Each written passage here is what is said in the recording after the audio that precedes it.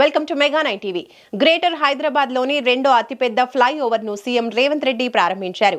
ఓవైసీ సోదరులతో కలిసి Nehru zoo park నుంచి ఆరాంఘర్ వరకు ప్రభుత్వం అత్యంత ప్రతిష్టాత్మకంగా నిర్మించిన 6 లేన్ల ఫ్లైఓవర్ ను ఆయన ప్రారంభించారు. ఈ కార్యక్రమంలో మంత్రులు, స్థానిక ఎమ్మెల్యేలు, అధికారులు, పలువురు స్థానిక కాంగ్రెస్ కీలక నేతలు కూడా పాల్గొన్నారు. గ్రేటర్ హైదరాబాద్ లోని అత్యంత రద్దీ ప్రదేశాల్లో ఈ రహదారి ఒకటి. నిత్యం ట్రాఫిక్ జామ్లు ఇక్కడ జరుగుతూ ఉంటాయి. ఇక వర్షం వస్తే ఎక్కడి వాహనాలు అక్కడే గంటల తరబడి నిలిచిపోవాల్సిన పరిస్థితి ఉంటుంది. ఈ ఫ్లైఓవర్ తో ట్రాఫిక్ రద్దీతో పాటు వర్షం వచ్చినప్పుడు పడే తిప్పలు కూడా తప్పుతాయని స్థానికులు హర్షం వ్యక్తం చేస్తున్నారు. ఈ ఫ్లైఓవర్ 4 కిలోమీటర్ల పొడవునా దాదాపు 800 కోట్లతో ఫ్లైఓవర్ ను నిర్మించారు. చర్చ చేస్తూ ఈ సమస్యలన్నిటిని కూడా పరిష్కరించుకున్నాం. ఈ రోజు ఈ ఫ్లైఓవర్ ప్రారంభోత్సవమే కాదు, చాంద్రాయణగుట్ట నియోజకవర్గానికి సంబంధించి సివరేజ్ ప్లాంట్స్ కోసం కూడా వందలాది కోట్ల రూపాయల నిధులు అక్బరుద్దీన్ ఓవైసీ గారు అడిగితే వాటి ప్రారంభోత్సవ కార్యక్రమాలను కూడా ఈరోజు మనము మొదలు పెట్టుకున్నాం. ఈరోజు చాలామంది నగర అభివృద్ధి గురించి ఎదురు చూస్తున్నారు. ఈ నగర అభివృద్ధిలో మెట్రో విస్తరించాల్సిన అవసరం ఉన్నది. గోదావరి జలాలను తీసుకురావాల్సిన అవసరం ఉన్నది. మూసీ నదిని పునరుజ్జీవింపజేయాల్సిన అవసరం ఉన్నది. ఆనాడు నిజాం సర్కార్ 1908లో వరదలు వచ్చినప్పుడు హైదరాబాదు నగరంలో వేలాది మంది చనిపోయినప్పుడు ఆ రోజు మోక్షగుండం విశ్వేశ్వరయ్యను ఒక ఆర్కిటెక్టుగా, ఇంజనీర్గా నియమించి ఉస్మాన్ సాగర్, హిమాయత్ సాగర్ను నిర్మించడమే కాకుండా వకారాబాద్ నుంచి వచ్చే మూసా, ఈసా నదుల యొక్క వరదల్ని నియంత్రించి హైదరాబాద్ నగరానికి తాగునీటి సమస్యను పరిష్కరించడమే కాకుండా ఈ హైదరాబాద్ సిటీని లేక్స్ అండ్ రాక్ సిటీగా ప్రపంచంలోనే ఒక గొప్ప పేరు నిజాం సర్కార్ ఆనాడు హైదరాబాద్ నగరానికి తీసుకొచ్చిండు. ఇవాళ ఆనాడు నిజాం చేసిన అభివృద్ధిని పరిరక్షించుకుంటే ప్రపంచ చిత్రపటంలో హైదరాబాదు నగరంతో పోటీ పడే నగరమే లేదు. కానీ కాలక్రమేణా కబ్జాదారులు లేదా ఆక్రమించుకోవడం వల్ల హైదరాబాదు నగరం యొక్క సుందరీకరణ దెబ్బతింటున్నది. ఈరోజు హైదరాబాదు నగరంలో చిన్న వర్షం వచ్చినా వరదలు వస్తున్నాయి, ట్రాఫిక్ జామ్లు అవుతున్నాయి. వీటన్నిటిని కూడా పరిష్కరించుకోవాలన్న ఆలోచనతోనే ఈరోజు మన ప్రభుత్వం ముందుకు వెళ్తుంది. भाई बहनों, जो मंच पे बैठे हुए हमारे एमआईएम पार्टी के अध्यक्ष असदुद्दीन ओवैसी साहब, हमारे बचपन के दोस्त, आप लोगों को कितना पता है या नहीं मुझे पता नहीं, 35 साल पहले जब हिमायत नगर में हम अकबरुद्दीन साहब ने जब कॉलेज को जाते वक्त हम लोग सब मिलते थे. मेरा बचपन का दोस्त है उन्होंने. आज सलार साहब ने जो वादा किया था आप लोगों से जोड़कर ये शहर तरक्की करने के लिए सलार साहब ने जो कोशिश किया, उनके वादों पे आज असदुद्दीन ओवैसी साहब, अकबरुद्दीन ओवैसी साहब ये हैदराबाद तरक्की के लिए जितना मेहनत कर रहे हैं, पूरा दिल लगा के हैदराबाद शहर को आगे ले जाने के लिए कोशिश कर रहा है. उस दिन उर्दू हल गली में हिमायत नगर में हम घूमते थे, तब हम नहीं सोचे वो एमआईएम का एमएलए फ्लोर लीडर बनने वाले हैं, हम तेलंगाना के मुख्यमंत्री बनने का. मगर आज के तारीख में उनको बैरिस्टर असदुद्दीन ओवैसी साहब को मुझे ये हैदराबाद शहर को बचाने का, ये हैदराबाद शहर को आगे ले जाने का जिम्मेदारी मिले. आज राजनीति कुछ नहीं, चुनाव हो गए, राजनीति खत्म हो गए. आज हैदराबाद तरक्की के लिए हम लोग दोनों मिलकर एमआईएम पार्टी के साथ कांग्रेस पार्टी जोड़कर हैदराबाद शहर को तरक्की करने के लिए हम लोग कोशिश करेंगे. जिस दिन चुनाव आएंगे उस दिन हम लोग राजनीति करेंगे. मगर एक बार चुनाव खत्म होने के बाद कब सोचे नहीं. आज मैं एक बात जिम्मेदारी से कहना चाहता हूं. आज सवेरे 12 बजे मेरा बात हुई नरेंद्र मोदी जी से. चेरलपल्ली टर्मिनल स्टेशन का इनाग्रेशन था, जो में प्रधानमंत्री जी आए थे. तो मैं प्रधानमंत्री जी से गुजारिश किए, हमारा मेट्रो रेल जिस दिन कांग्रेस सरकार ने बनाया हिंदुस्तान में दूसरे मेट्रो रेल था। मगर तेलंगाना बनने के बाद 10 साल पिछले सरकार ने कुछ कोशिश नहीं किए।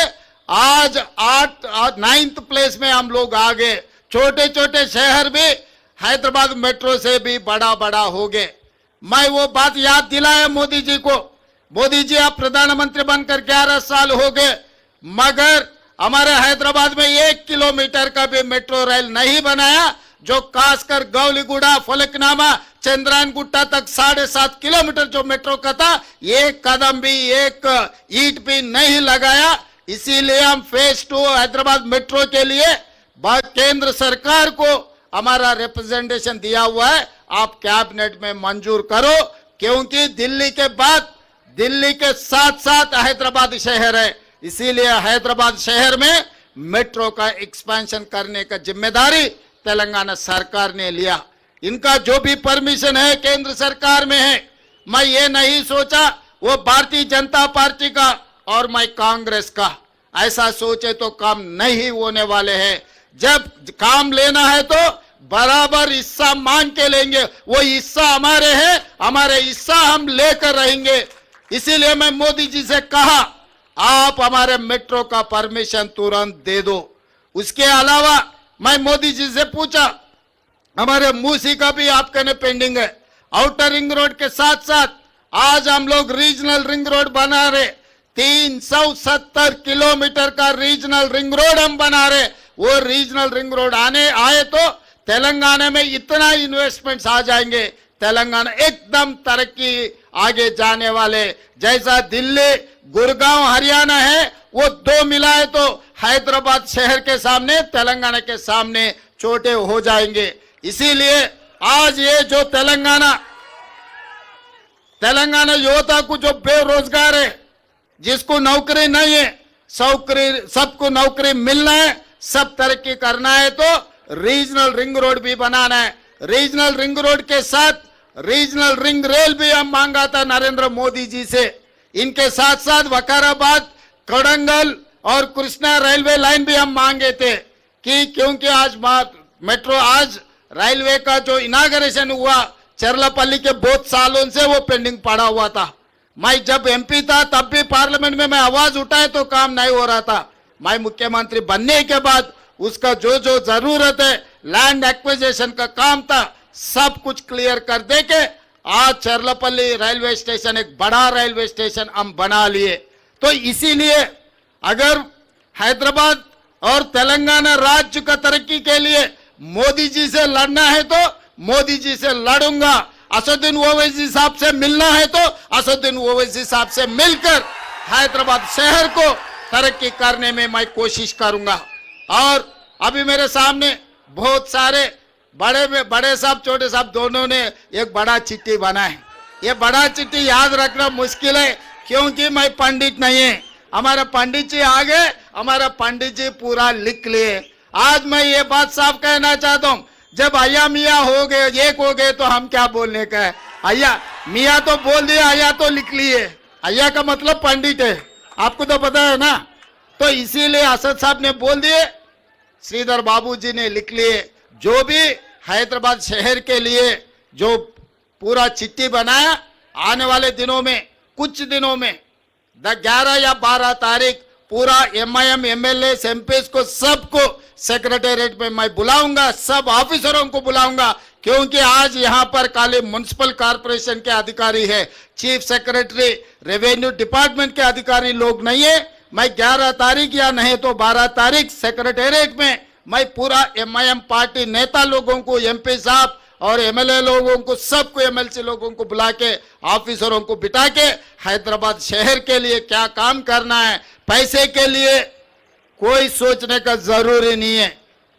वो ये ओल्ड सिटी, बार बार अपने लोग कह रहे ओल्ड सिटी, भाई ये ओल्ड सिटी नहीं है, ये ओरिजिनल सिटी है। इससे पहले मैं चंद्रायन गुट्टा में यही बात कहा, ये पूरा तेलंगाना में जो शहर है, जो सिटी है, जो ओरिजिनल सिटी है, वो सिटी है हैदराबाद सिटी।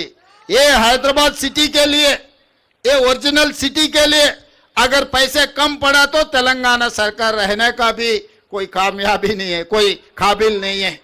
इसीलिए जो हमारे सरकार में मैं आते ही रोड वाइडनिंग के लिए पैसे दिए, मेट्रो रेल के लिए पैसे दिए, फ्लाईओवर्स के लिए पैसे दिए, सीवरेज ट्रीटमेंट प्लांट बनाने के लिए पैसे दिए। आज मिरालम टैंक में एक अच्छा केबल ब्रिज बनाने के लिए दुर्गम चरू में आप उधर जाके देखना पड़ रहा है।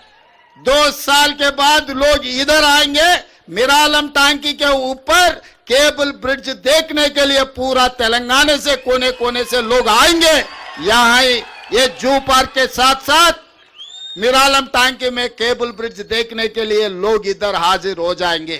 तो इसीलिए अंडरग्राउंड ड्रेनेज के लिए, पीने के पानी के लिए, वैसे ही जो चारमीनार पेडेस्ट्रियल के जो प्रोजेक्ट है अकबर साहब ने कहा, वो प्रोजेक्ट के लिए जो भी आप कह दिए हर चीज के लिए पैसे तैयार है।